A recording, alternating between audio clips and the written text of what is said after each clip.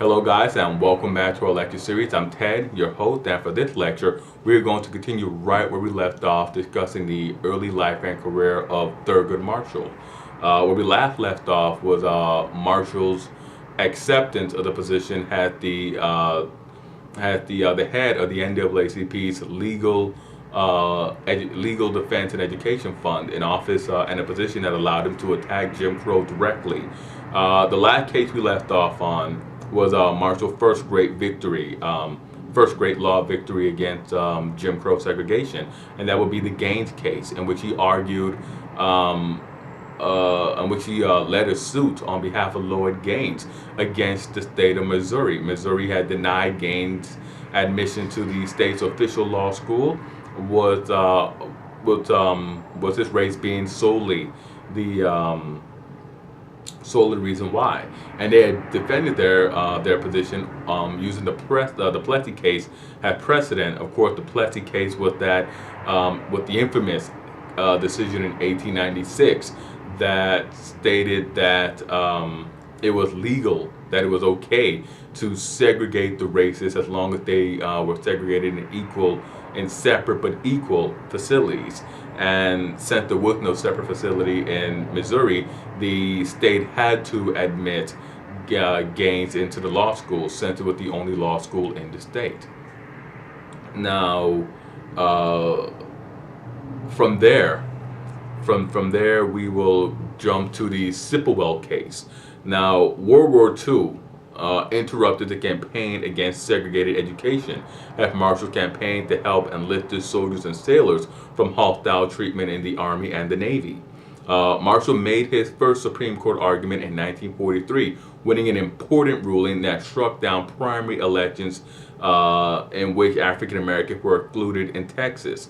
Now, Marshall came before the court again in 1948 to argue again against segregated education in graduate courses and in graduate schools.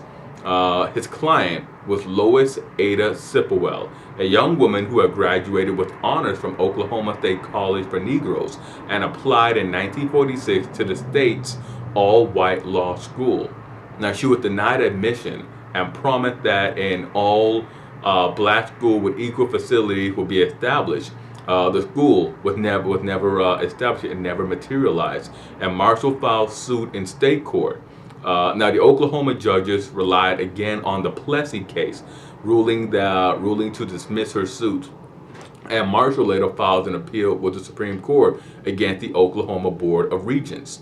Now, the case was an easy one for Marshall. At 4 days after the end of arguments, the court gave a unanimous decision that ordered Oklahoma to provide Ada Sipplewell with a legal education and cited the Gaines case as precedent.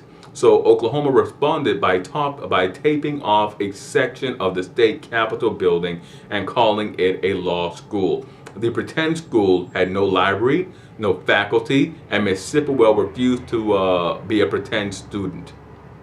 Now, Marshall asked the Supreme Court to rule that Oklahoma had violated its previous ruling, but the court sent the case back to Oklahoma State Court, where Marshall lost the hearing on whether the state school for Sipplewell was equal to the official school, and prepared another Supreme Court filing in 1949. But Oklahoma gave up its pretend school and admitted Sipplewell into the state's law school.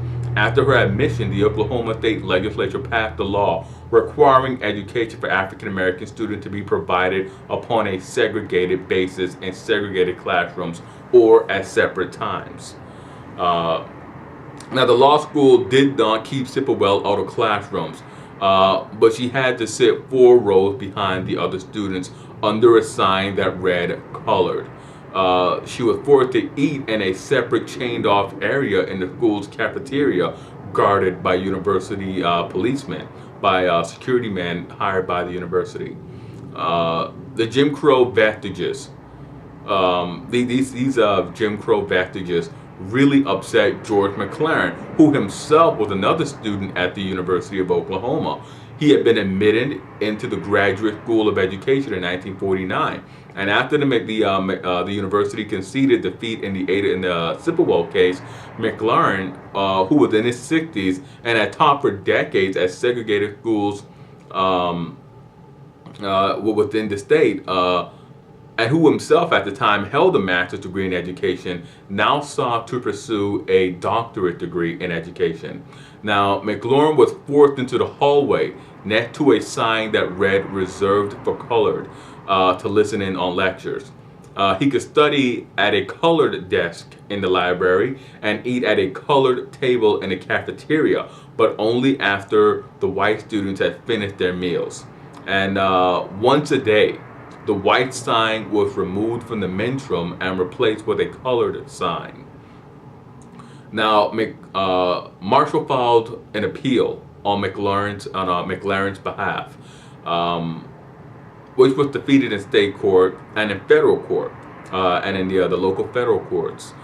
But after Marshall appealed to the Supreme Court in 1950, which at the time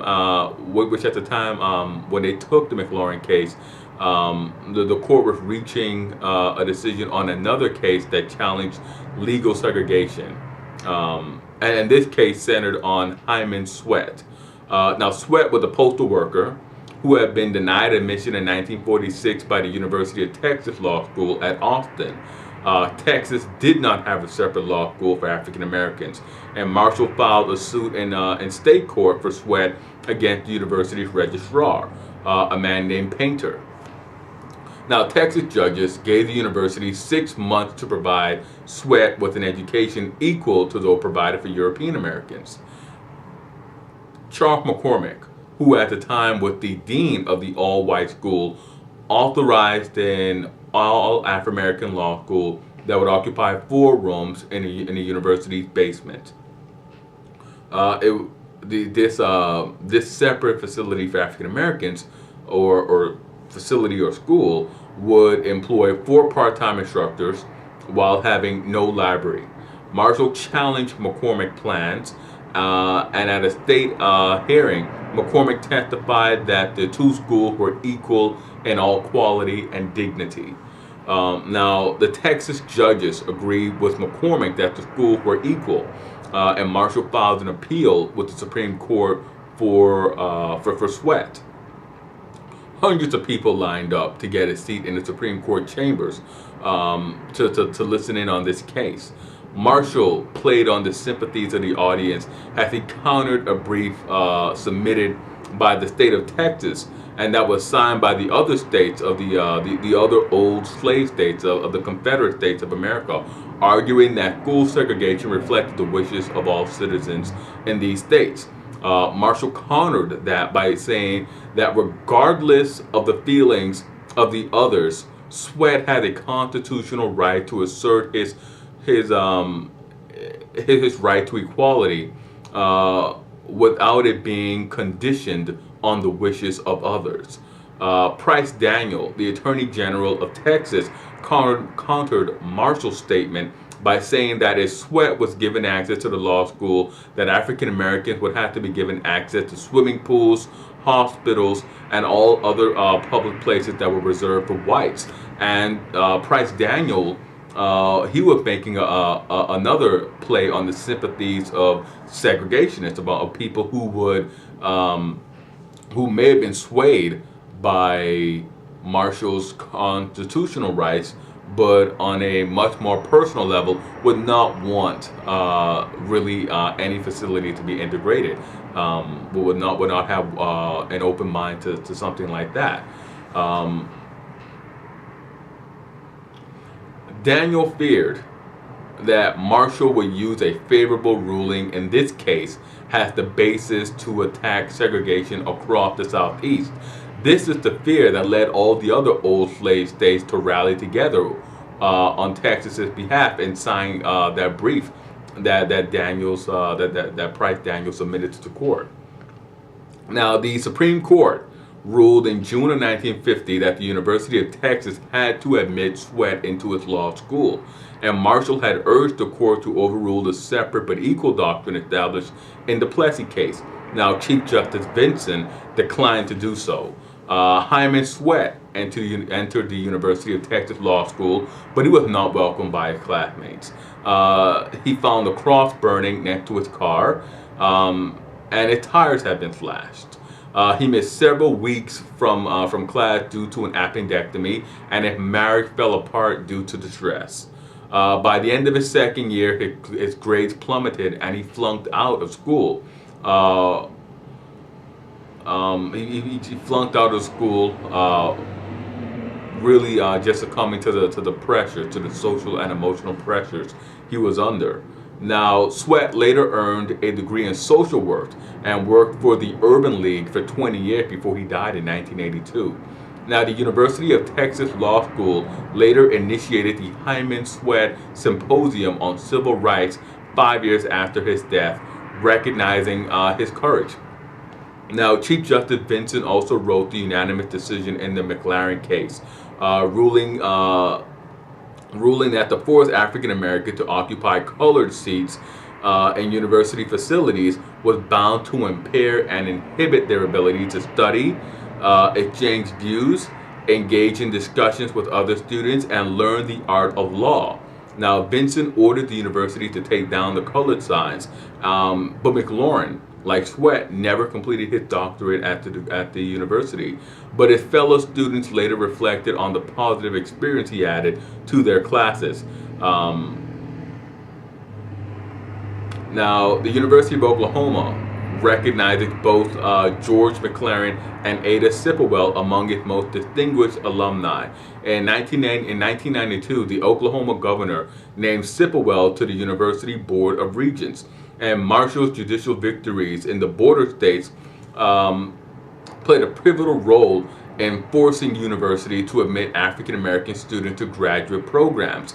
And it really set the stage for the challenges of Jim Crow schooling in the Southeast at the secondary and primary levels. Now, before we continue, I would just like to sort of cap it off by saying for the next couple of lectures, we're going to deviate from the general course. It's going to be we're going to enter the civil rights movement, and we're going to give a sort of long view of the civil rights movement of the mid-20th century. And after the civil rights movement, we'll come back to another case. My original plan was to present the Thurgood Marshall lectures and then present the Brown case, but I'm saving the Brown case for the end of the Brown, really not just the Brown case. It's a series of about 5 cases that I'll come back to at the end of our lecture on civil rights.